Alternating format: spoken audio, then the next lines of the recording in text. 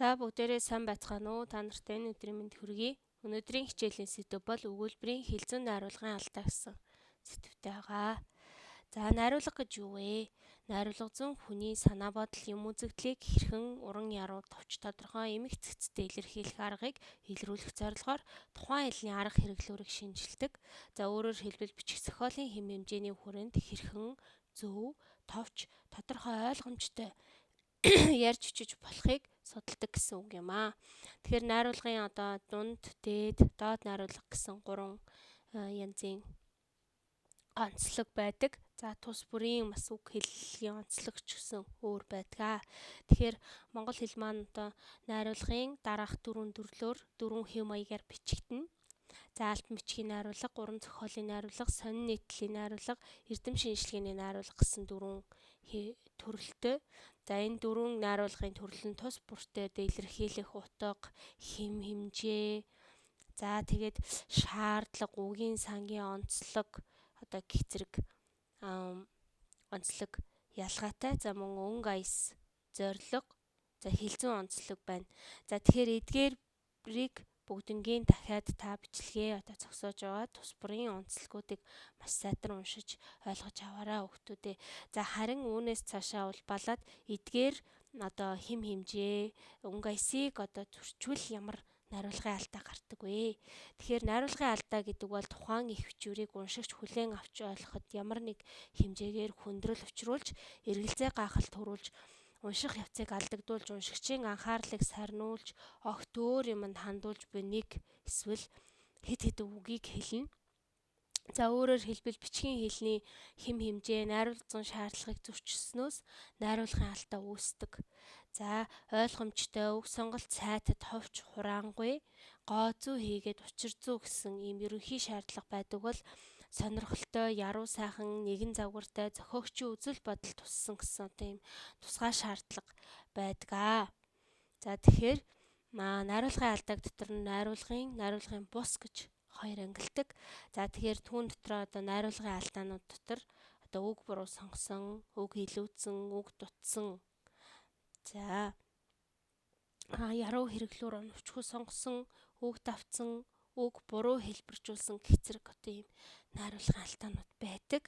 За энэ болгонтой танилцал жишээлбэл үг буруу сонгосон гэхээр зарим дэлгүүр хямдрал гэж хүн төрлөختнийг хуурдаг гэсэн өгүүлбэрийн хүн төрлөختөн гэдэг нь өргөн утгатай үг бөгөөд хүн болж төрсөн бүгдийг хэлж байна.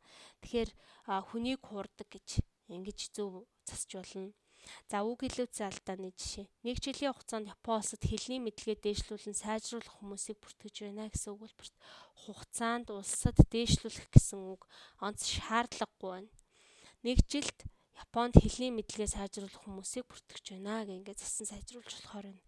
За үг дутсан алдааны жишээ. Ерөнхий сайдын уяагаар зочлоход чин сэтгэлээсээ бэлгшээсэн хэмээх өгүүлбэрт хурдан морины уяагаар хэмээн тодтогч ойлгомжтой хэлээгүйгээс үг дутсан алдаа бий болсон. За үүнийг ерөнхий сайдын хурдны уяагаар зочлоход чин сэтгэлээсээ бэлгшээсэн гэж ингэж засаж болохоор байна. За дараагийнх болохоор яруу хэрэглүүр оновчгүй сонгосон.